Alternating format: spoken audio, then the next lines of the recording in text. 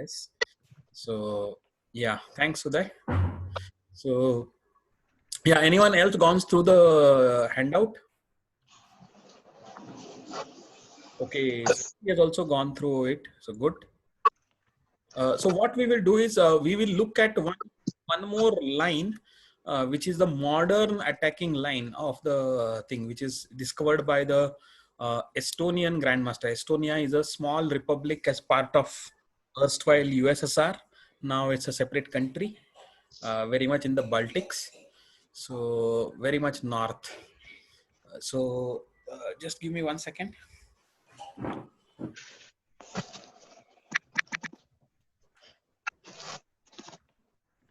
So yeah, so Paul Keres was the top grandmaster and one of the world championship contenders, really, who never really got to challenge the world champions. That's a sad story. But in the 1940s and 50s, he was really like among the top three grandmasters in the world, maybe top three or four, you can say. So very, very strong. And he has discovered a line, which we will see today. Yeah, so that is that. And then we will also probably go to that handout and maybe see a couple of typical tactics, which I've shown it at the end of that handout. So we'll see that. Let me see how many, 9 people have joined, others.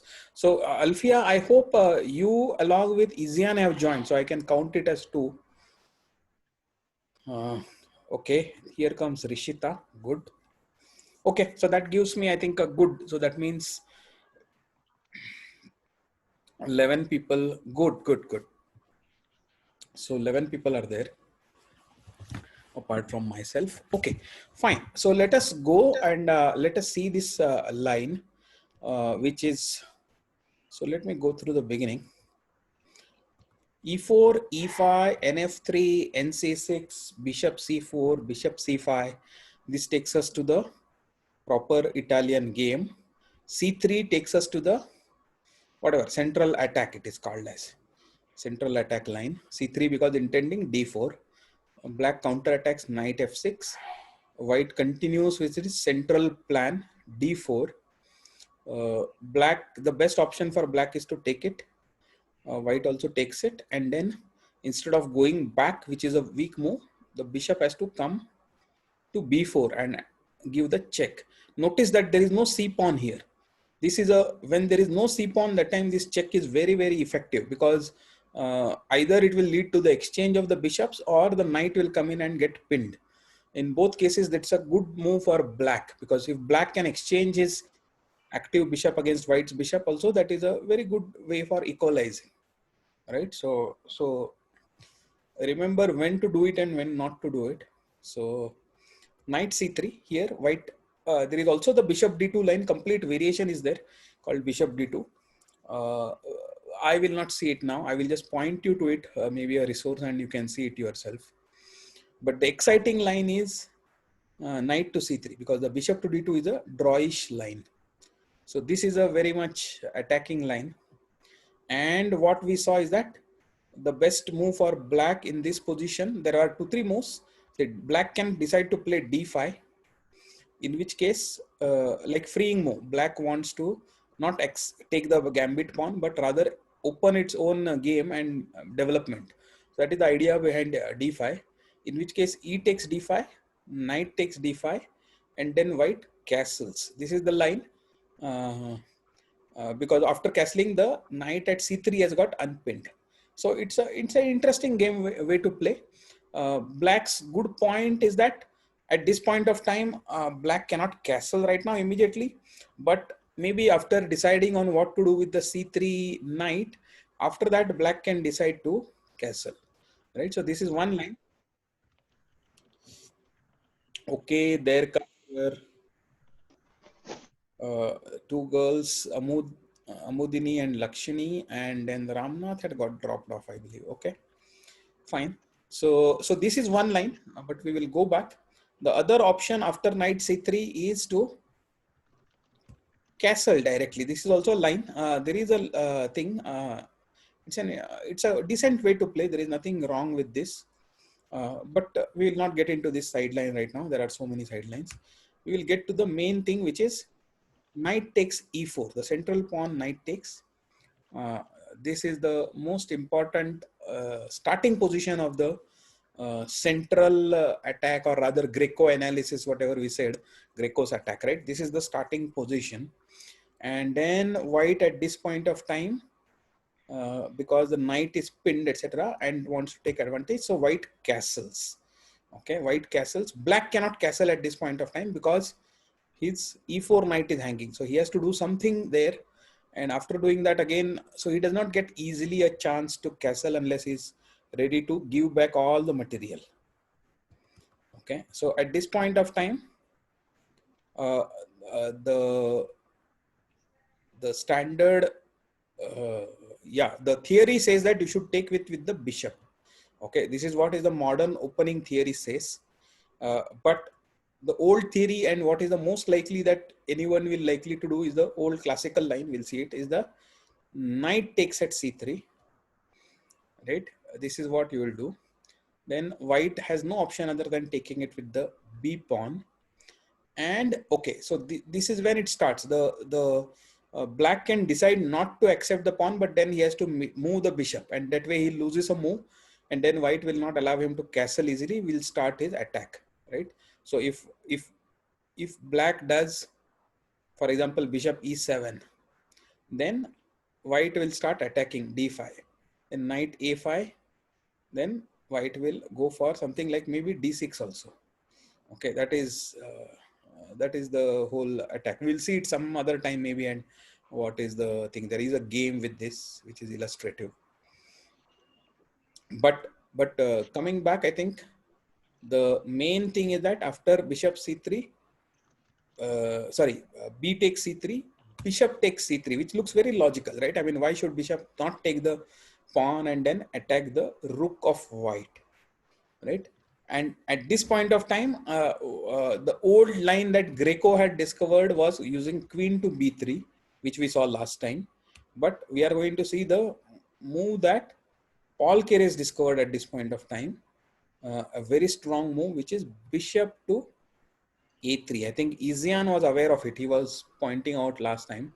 So this is the starting position where on the 10th move, Paul Keres said that I will play bishop a3, preventing black from castling.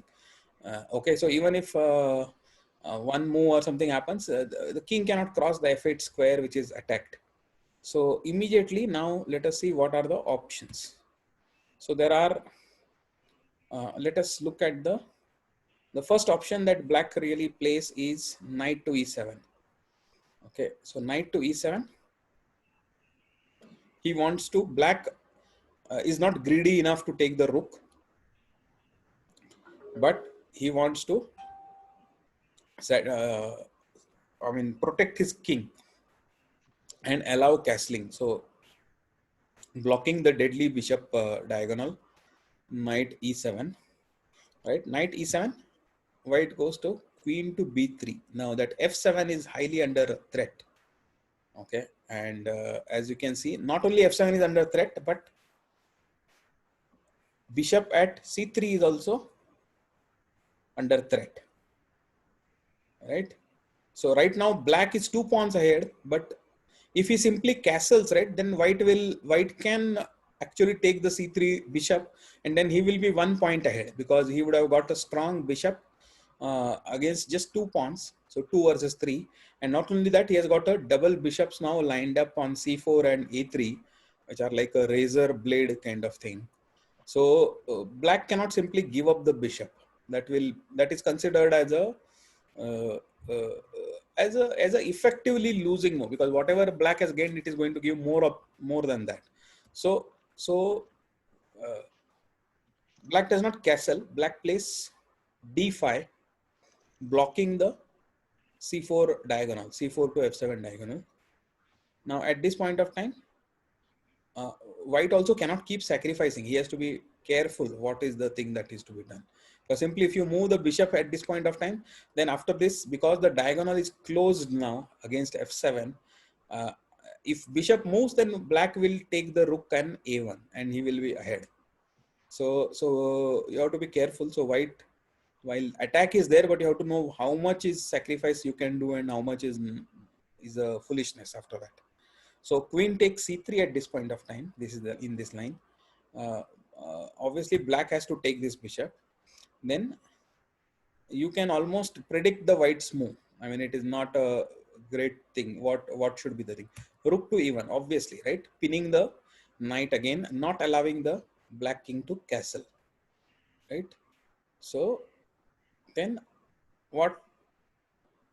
So now again king is stuck. Black king cannot castle, because if he castles, then the support of knight will be gone, and then white will simply take it, right? And that will lead to a effectively one game. So you have to block the thing. The only way to block is bishop to e6.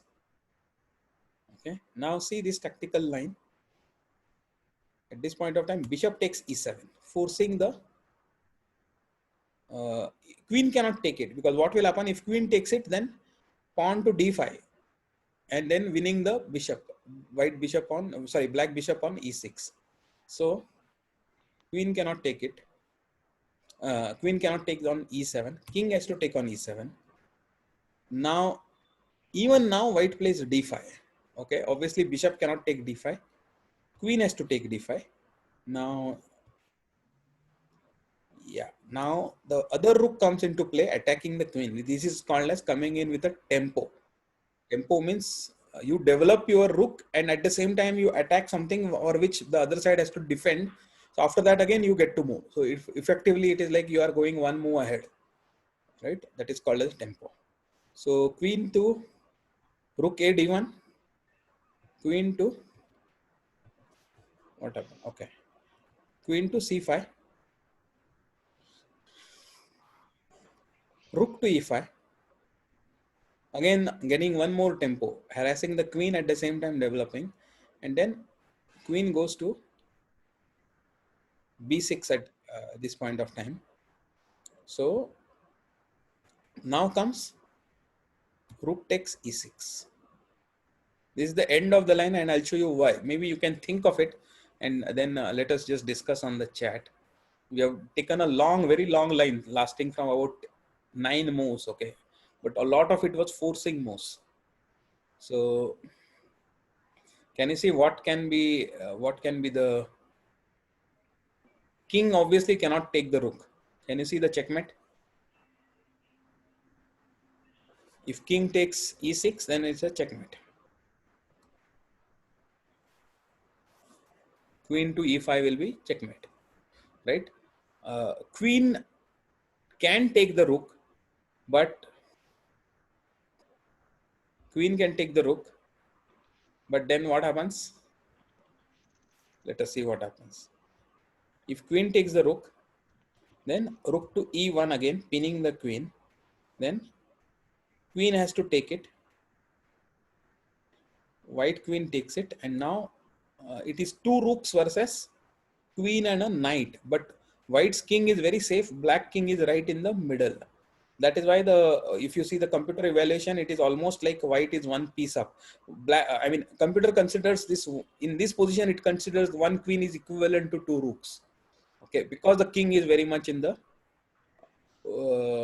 this one open position, and it thinks that it is white is very clearly winning. Plus minus means very clearly winning.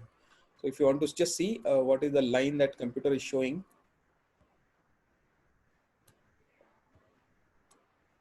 Yeah, see what it is showing. Not king d8. Let me see what it was showing as king. Yeah, king d6, king d7 doesn't matter. King d8 also. Yeah, so king d8 also. Knight to e5, rook to f8, preventing this pawn of threatening. Then queen to b4.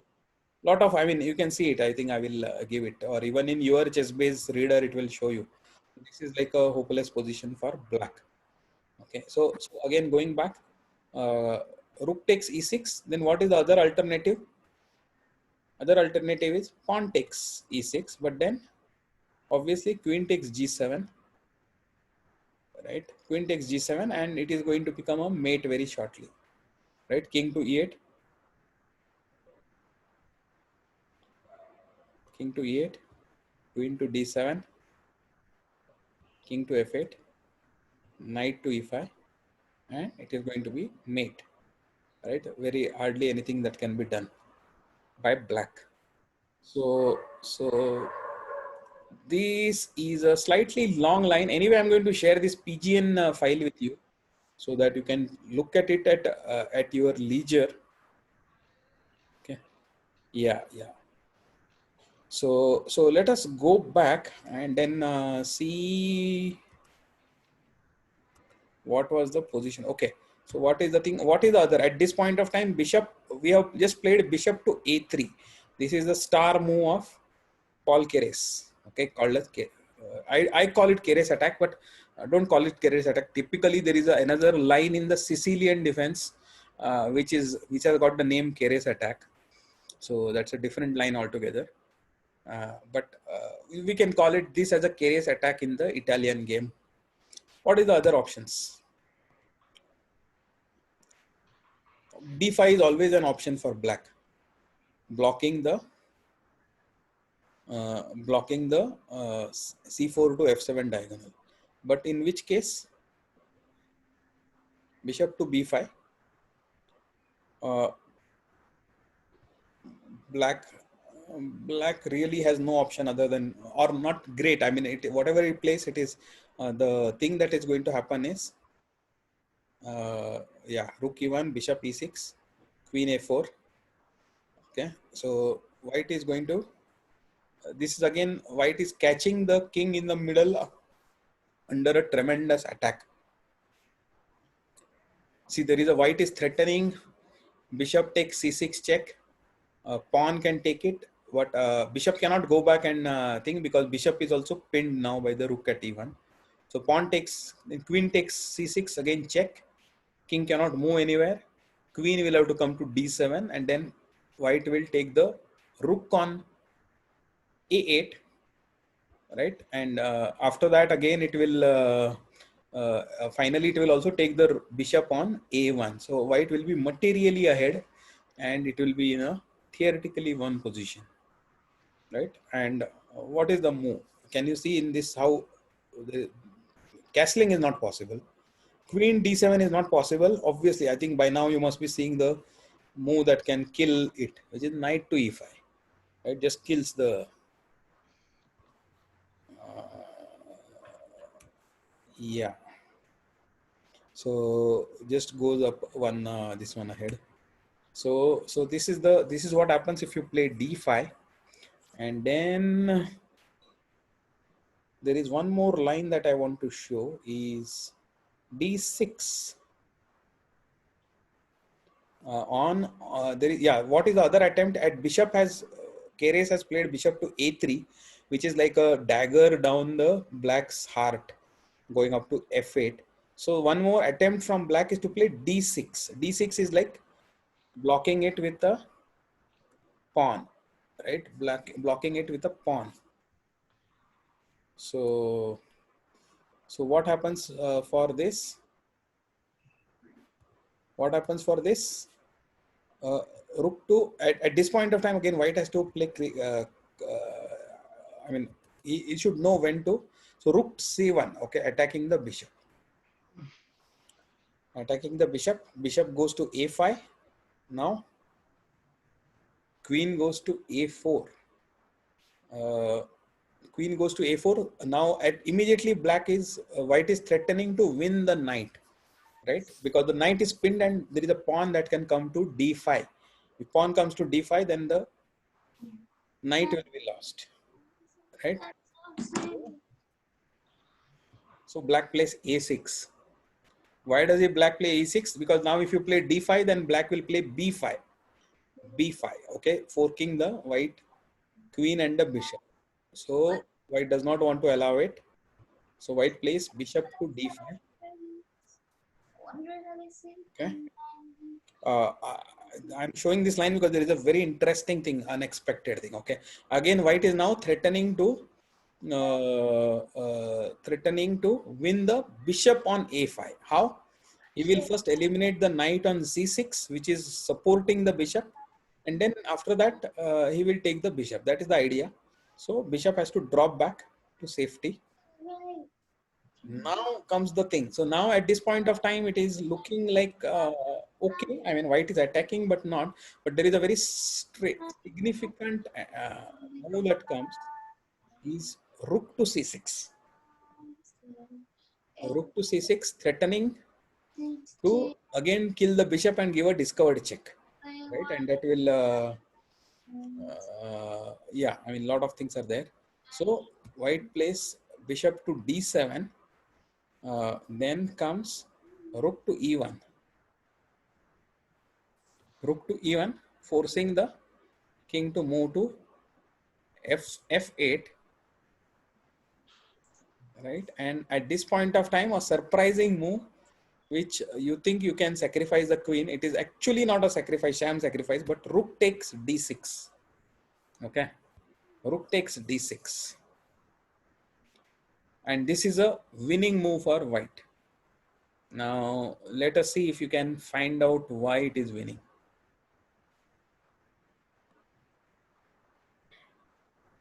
Uncle Bishop.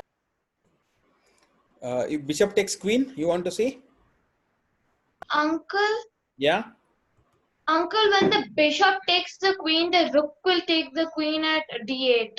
Correct, and it will be a double check. Absolutely right, Lakshmi. So queen takes. Everything change and Checkmate. much. It's a checkmate. It's a checkmate. Rook takes d8 is a checkmate. Double check. Bishop on e3 is also checking, and rook on d8 is also checking. No way to go. So that is the whole point on playing rook to d6. Is bishop cannot really take the queen. What other moves do you want to try out?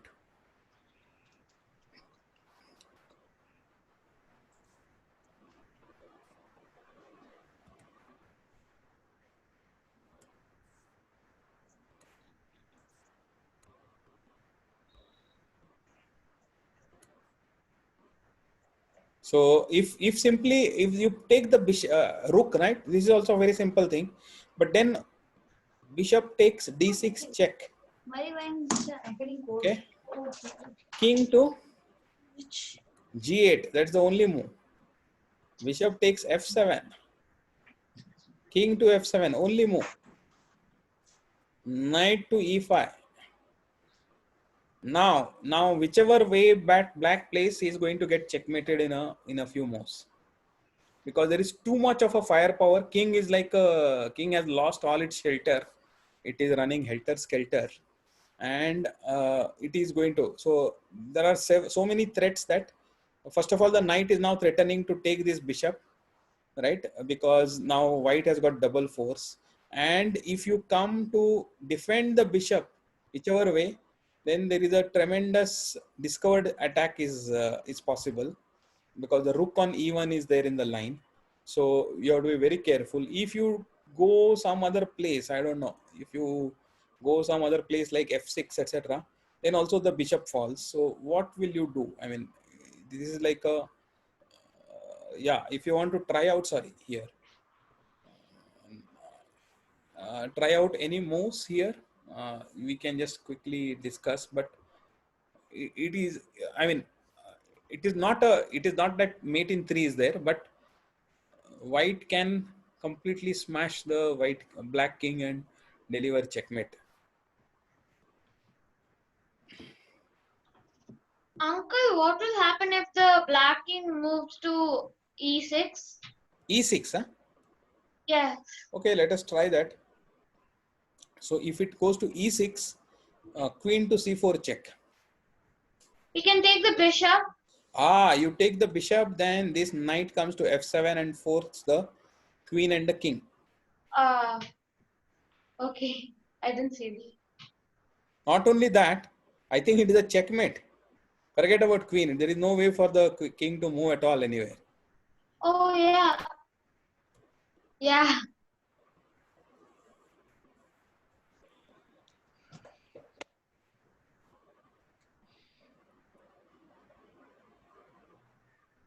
Now king is dead actually. King is completely dead.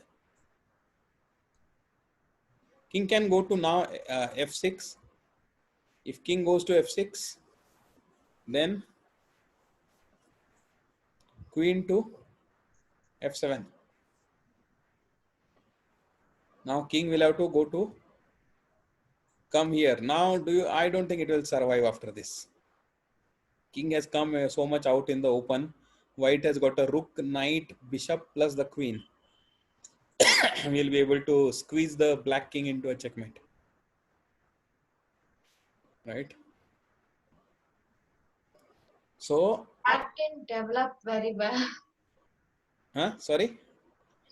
Black didn't develop none of the rooks, the queen, nothing. He didn't Yeah, develop yeah, anything. but if you see, I mean, it was not like black did not make some like a series of bad moves. There is only one questionable move that you can say, but after that, the attack was such powerful that it did not get a chance. If you go back and see, right, it is not that black made some obvious blunders. It was trying to anticipate and prevent it. But what happened is after d6, rook c1, where will this bishop go? This bishop has to go to a5 only. Queen a4, it is really threatening the bishop now. In fact, threatening the knight and then the bishop. So a6 is forced.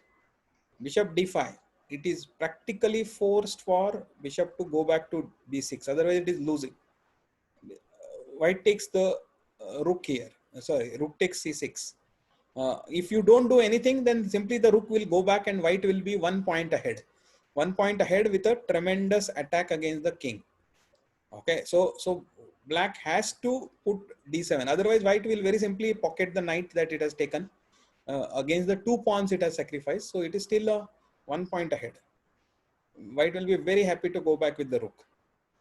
Okay, and again he has the attack against the b7 pawn and this one, etc. So bishop to d7 is forced. Then rook e1, no option, right? No other option other than going to f8. And now rook takes d6. Rook takes d6, threatening the bishop on d7. So if you don't take the queen, if you don't take the rook, how else can you defend the bishop? You cannot move the bishop, it is pinned. You cannot defend it by any other means, right? So where is the option? There is no other option. So you end up taking something like c takes d6. But after that we saw it is like whatever you do after this, it's a question of just a question of time, maybe 7, 6, 7, 8 moves before you get checkmated. So yeah, so that concludes our analysis. I have not got the time to look at those tactics, but you can look at that handout, and it has got 4 tactical positions. Yeah, plus I have sent out one more handout today, which is showing some more games, like 4 or 5 games each in the Scotch Gambit and the Italian Opening. So you can go through those games also. That will give you ideas. Any questions?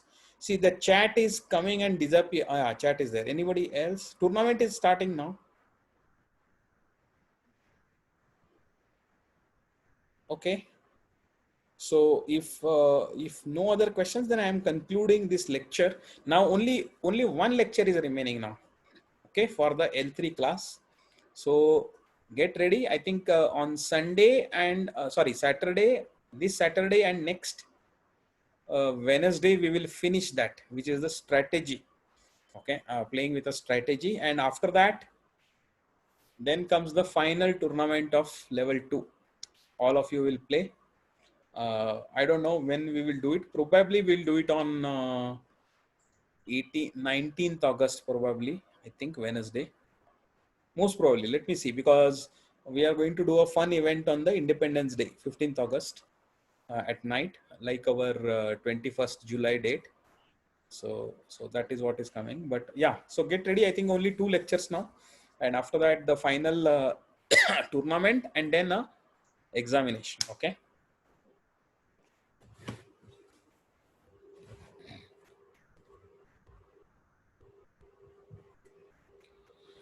All right. So yeah.